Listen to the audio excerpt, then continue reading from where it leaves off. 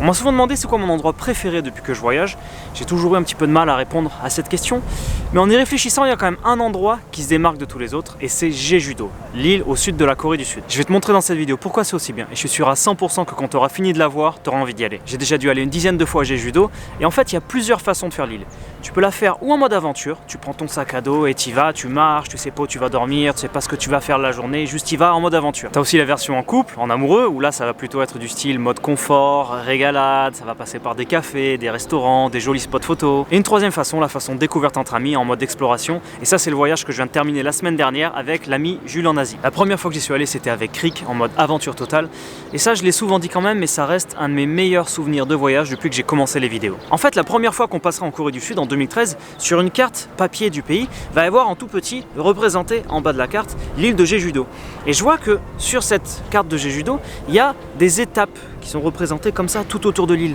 Là je me dis, ces étapes ça doit correspondre à des journées de marche en fait et ça doit être possible de faire le tour de l'île à pied. Et l'année d'après, donc en 2014, on décidera de revenir en Corée pour la saison 2 des vidéos et on partira sur Jeju-do faire ce fameux trail pendant 2 semaines. On y allait en freestyle total sans prendre aucune information, on s'est posé sur l'île, on savait pas exactement comment on pourrait se repérer, on savait pas si on pourrait vraiment dormir à chaque fin d'étape, on savait rien du tout. On y allait, on a dit on verra bien, ils ont prévu le truc de faire le tour à pied, on verra bien à l'aventure et ça a été génial. Ça sera un de mes moments de voyage préférés. Chaque journée commençait sans savoir comment elle allait se terminer. On a fait plein de rencontres et même une fille croisée sur le chemin qui nous a accompagnés pendant 3 jours pendant notre trek. Mais le truc qui était génial, c'est qu'on était toujours en Corée du Sud pour faire cette aventure. Alors les gens qu'on croisait, ils étaient adorables. Il y avait des restaurants de partout. Il y avait même des 7-Eleven qui nous accompagnaient pendant nos journées de marche. Des paysages magnifiques. La seule chose qu'on avait à faire, c'était vraiment de profiter tous les jours. Freestyle complet, qu'est-ce qu'on va faire? On va où? Monsieur Laurent Cassia ici présent avec son sac de 32 tonnes. Le petit déjeuner du matin, le truc de riz avec le thon. Alors il est 1h moins quart, l'apéro du midi, voilà. Boko, Makgeolli. Makgeolli, cash il a dit, direct. Je vous présente Pyongha. Pyongha qui va faire un petit bout de route avec nous. On l'a croisé dans les escaliers là. Alors mec, on va avoir une vue au sommet. Ah là, ça va déboîter. Ça va déboîter, vous là, imaginez non. même pas. Pour ceux qui suivent l'aventure depuis le début là. J'en ai vraiment ras-le-bol de la pluie. Premier jour de marche, deuxième, troisième, quatrième, 5e jour de marche à Jeju. Le mec il vient de t'arriver. Oh putain. Mec, Quoi? il y a un caillou. C'est très joli ce petit port de pêcheur. Ça fait très... Oh non, il y a un tout petit peu de vent par ici. Et là ça déboîte. On va se poser là pour faire un petit checkpoint avec la carte. Oh, il reste trop en fait. En fait, il faut aller jusqu'à là-bas. Si on peut se trouver un guest house là en bord de plage avec un petit resto, là c'est impeccable. 제주도 한라산 소주. Bon, là c'est ultra joli. Avec le sable au milieu des roches comme ça. Je suis mis dans une merde moi pour faire mon chemin là. Kimchi, yeah. You okay? Yeah, ok. C'est la fiesta là. Là, ils nous enchaînent au soujou. Manque le soleil, hein. Panorama sans soleil, c'est comme une fleur sans pétales quoi. Ça rend pas terrible. Ou comme un papillon sans ailes. Ça rend vraiment pas terrible ça. Et prendre la boisson à la banane. J'ai un sac trop gros qui s'accroche dans les rayons. Le soleil il joue à cache-cache aujourd'hui. C'est un coup je suis là, un coup je suis pas là. Au final, on y sera arrivé au moins une fois à mettre le maillot. Monsieur Laurent Cassia a décidé d'employer un nouveau style aujourd'hui, messieurs dames. Je vous présente le nouveau Laurent Cassia. Avec le sac en plastique, la bouteille. Ah, c'est pour ça en fait qui c'est interdit. Il y a les cailloux là, enfin il y a la paroi qui se décroche un peu là. Ici comme vous voyez c'est toujours les vacances, la plage et le soleil. Ah ça va, avec la bière il y a l'ambiance qui commence à monter pour tout le monde là. En fait cette version du voyage c'est vraiment pour te ressourcer. Malgré la marche, le rythme est plutôt tranquille et ça permet voilà, de faire une coupure avec ton rythme habituel et juste d'y aller la tête libre. Une autre version pour visiter l'île est très différente, c'est la version en couple. J'y suis allé plusieurs fois avec ma femme, des fois pour une nuit, des fois pour 2 nuits. Faut savoir que le billet d'avion depuis Séoul est vraiment pas cher. Si tu y vas en semaine, tu peux en avoir pour 50 € aller-retour seulement et c'est juste à 1 heure de Séoul. La première fois que j'y suis allé avec ma femme, j'avais l'impression d'y être jamais allé. En fait, quand on avait fait la randonnée avec Rick, sur le chemin, on voyait toujours des cafés un petit peu design avec pas mal de coréennes dedans et des couples, mais des trucs tout jolis. Il y avait aussi pas mal d'hôtels qu'on croisait, des petits hôtels privés très design aussi en mode architecte avec des grandes baies vitrées, des trucs très mignons, tu vois. Mais nous avec Rick, on finissait toujours dans des guest house un peu claqués, on mangeait dans les restos les moins chers qu'on trouvait. Mais avec ma femme, j'ai fait tous ces cafés, ces petits hôtels stylés qu'on appelle pensions ici, des restaurants. Oh là là, les restaurants aussi.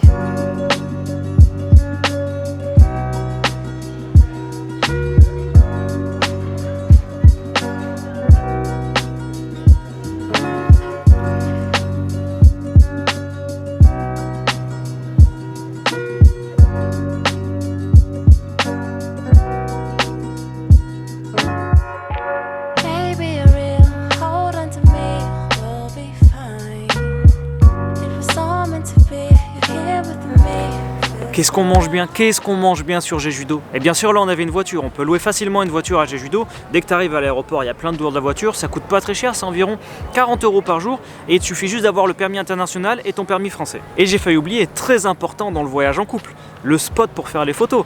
Ah là t'oublies les heures de marche au milieu des champs de patates qu'on avait fait avec Rick. Là on allait directement dans les belles prairies avec les fleurs, les belles plages, les montagnes, c'était superbe. Du coup maintenant Jeju c'est l'endroit où on va quand on n'a pas beaucoup de temps, quand on a genre 2 ou 3 jours et qu'on veut vraiment prendre l'air.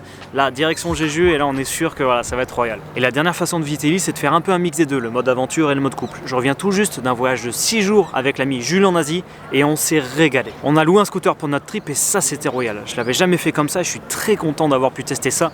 Tu profites du paysage à fond, tu peux t'arrêter où tu veux, tu peux te perdre sur les petits chemins. Et du coup pendant ce trip j'ai découvert par hasard plein d'endroits que je connaissais pas et ça j'ai vraiment kiffé. Du coup maintenant j'ai vraiment plein de petites adresses à Jeju-do. Avec le scoot on a pu rejoindre facilement tous les points d'intérêt, les montagnes, les plages, les panoramas de fou, les meilleures adresses de resto direct. Après on s'est aussi fait des petites sessions de randonnée d'1 heure ou 2 où le scoot il pouvait pas aller, donc on a vraiment eu un voyage très complet avec de tout. Et ce qu'il y a de pratique en scooter c'est que voilà on peut vraiment aller au gré des routes et se perdre et là tu vois on tombe sur cette plage. Très heureux d'être à Jeju, un temps splendide, une plage, regardez, White Sand Beach, sable blanc.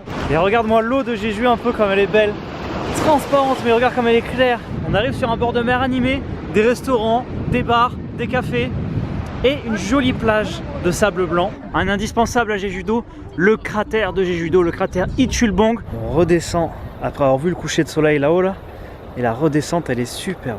Est-ce que tu vois la montagne qui dépasse au milieu là-bas, la plus haute? Eh ben c'est le mont Hallasan au centre de l'île qui fait 2000 mètres d'altitude. Nous voilà dans mon barbecue coréen préféré avec ce fameux cochon noir de Jeju-do qui est un vrai délice. Regarde-moi ces pièces de porc un peu. Oh là là là, ça va être de la régalade et j'ai très hâte d'avoir ton avis là-dessus.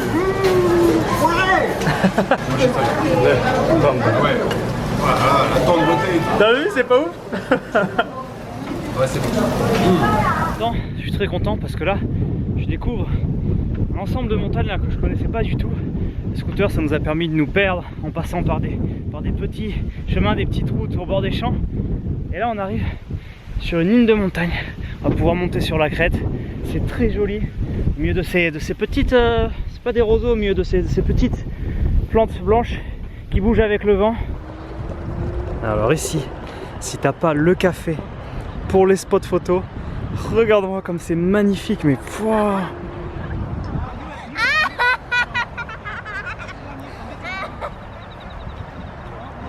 Voilà, bon clairement là, avec Jules, on a fait un resto de couple, hein, c'est... Ces graines de sésame, ce jaune d'œuf, ces petits morceaux d'oignon. Du saumon cru pour toi et des pâtes à la crème pour moi. Là avec Jules on s'arrête dans un café au bord de mer. Regarde, on a la mer qui est juste là, vue sur la mer. Et ce qu'il y a de marrant, c'est qu'il y a 6 ans, quand j'étais passé avec Rick et qu'on faisait la randonnée, on était passé là exactement par cette route, on avait vu ce café, et on s'était arrêté dans ce même café. Ça me fait très bizarre de revenir ici 6 ans après. Est-ce que c'est pas le meilleur endroit pour commencer une journée ça? Là on teste un plat de base en Corée qui est le sundubuchige, c'est à base de tofu et de beaucoup de piquant. Elle nous a ramené plein de banchan, c'est tous les plats d'accompagnement. Et on s'est trouvé vraiment un resto à la bonne franquette. Alors on peut se faire des beaux restos tendance et tout, mais c'est bien aussi des fois de se faire des restos authentiques comme ça, vraiment des restos de papy-mamie. En fait là on n'a pas mangé à côté du scoot, on est parti se promener dans les rues pour manger dans le resto de la mamie. Bon alors on laisse le scoot comme ça avec le sac, il n'y a rien qui bouge. Et c'est comme ça depuis 3 jours, hein. Ouais, c'est comme ça. On part se balader, on fait des kilomètres. Le sac on laisse, c'est l'avantage de la Corée, c'est pour ça qu'il n'arrivera rien. Le sac sera là au retour et ça fait plaisir. Et j'ai vu toujours les petits cafés un peu partout pour faire des pauses sur la route. Et là regarde en plus, on a une vue magnifique avec celui-là. Jolie vue sur la mer et la nature. Green tea latte et limonade. Regarde-moi ça, c'est très stylé. Il y a des espèces de piscines, des piscines naturelles ici où on peut se baigner. Normalement en été, là je sais pas, je vois personne qui se baigne. L'eau peut-être qu'elle est un peu fraîche. Regarde-moi ça. Regarde-moi ça comme c'est beau. Et regarde dessus là, la qui n'a pas résisté. Bon, elle est bonne? Excellente. Bon, j'arrive. Elle est super bonne. Elle est vraiment nickel. C'était clairement royal ce petit moment dans l'eau. Il est resté un petit moment pour profiter. En plus, il fait super beau, le soleil il cogne. Ah, c'était royal. Mec, on est sur une plage. Absolument personne. Regarde comme elle est belle. Avec le soleil derrière. Grosse montagne. C'est magnifique. Balade au bord de mer pour terminer cette journée avec l'ami Jules.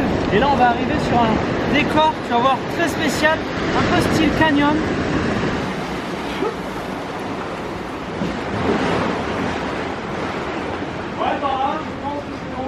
Et Jeju-do, la Corée, c'est ça aussi. On était sur le point de partir avec le scooter, tu vois, le scooter il est garé juste là. On venait de finir notre petite balade au bord de mer. Ils nous ont vus, ils ont dit bah attendez, vous allez pas partir comme ça, on fait à manger nous, mangez avec nous. La pension dans laquelle on a dormi cette nuit, c'était vraiment pas mal. Regarde, au pied de la montagne. L'idéal à Jeju, c'est vraiment pas de réserver dans des hôtels, mais plus dans des pensions, comme là tu vois, où c'est un truc privé, avec pas beaucoup de chambres. Nous voilà maintenant au nord-ouest de l'île de Jeju. Et là il y a une plage qui est très connue ici parce qu'elle est très jolie, du sable blanc, cette vue sur une petite île par là-bas. L'eau est d'un clair, regarde-moi ce bleu turquoise, cette eau transparente. Et la plage elle est assez grande comme tu peux voir. Alors aujourd'hui il y a beaucoup de vent. Il y a beaucoup de vent mais ça ne nous empêchera pas de nous baigner. Il y avait 2-3 baigneurs dans l'eau tout à l'heure. Et ce qu'il y a de bien c'est que même si tu viens pas équipé, dans le Seven, qui est en l'occurrence un CU là, tu peux t'acheter ton petit maillot pour 10 balles. Comme ça voilà, tu peux profiter de la mer, venir te baigner, même si c'était pas prévu à la base. Et regarde ce café, comme c'est tout mignon, la vue qu'on a sur la mer. Alors Jules, cette semaine à Jeju? J'ai pas les mots, tellement c'était grandiose, bien au-delà de mes espérances. Ah ouais? Ouais, j'avais vu des images, j'avais vu tes vidéos et tout, mais franchement là, chaque jour on voyait des paysages différents, la côte nord, la côte sud c'est différent. Plein de petits cafés sympas pour faire des jolies étapes, toujours la mer, du vent, enfin voilà, il y a plein de choses à découvrir ici, et on a vu une petite partie je suppose.